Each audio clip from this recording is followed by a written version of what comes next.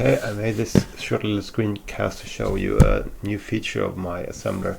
So I'm not going to talk too much about the actual assembler, but the fact that you can now run programs directly in the built-in emulator.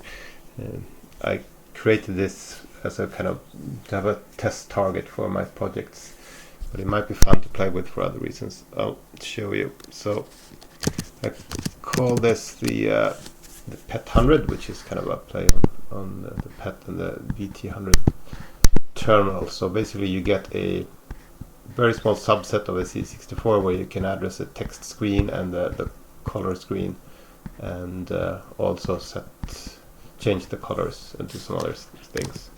So I'll just show you some example here. Let's just place this.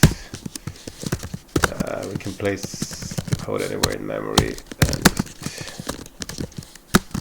so the 400 is, and then we run back fast run TS. So you see the B character, which is that number 2 up there. So when you run a program like this, it will actually check the input file for changes and reassemble. So if I add that number, you can see C there. And there's also some I/O registers you can use, like you can set the border color, something like I think it's D708. Yeah. Okay, so let's take a look at another example that I've already created called scroll. Yes, here.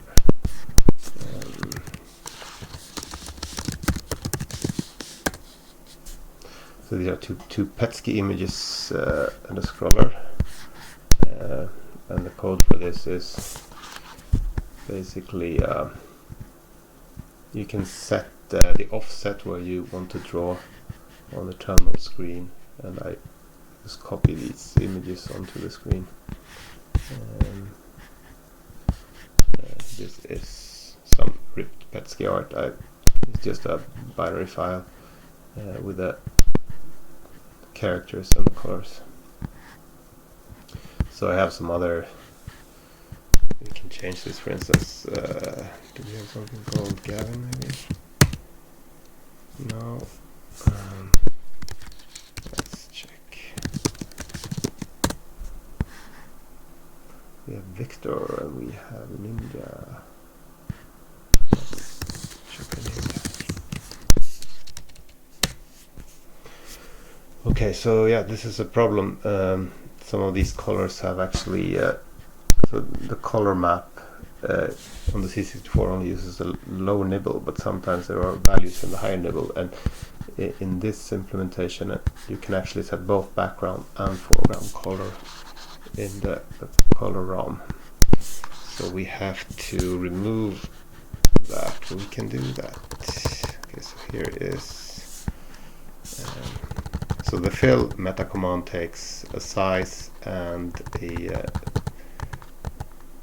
size or an array, or you can also take a size and a function of some sort, and we can use a lambda here. So we can say let's fill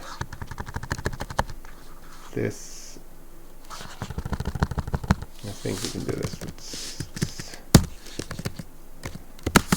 get a lambda that will give us